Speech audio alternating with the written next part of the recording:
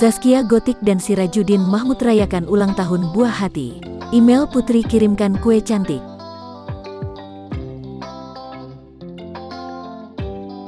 Penyanyi dangdut Zaskia Gotik sedang berbahagia merayakan ulang tahun sang putri, Arsila Bungalia Sirkiani.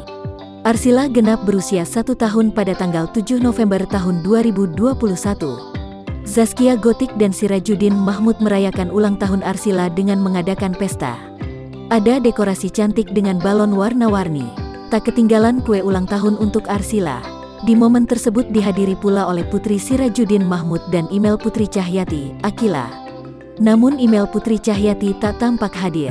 Email mengirimkan kue ulang tahun cantik untuk Arsila.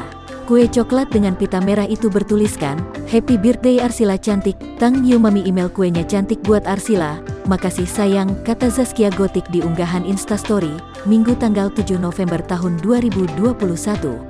Email lantas mi-repost story Gotik. Rupanya ulang tahun Putri Zaskia Gotik berselang sehari dengan ulang tahun email Putri.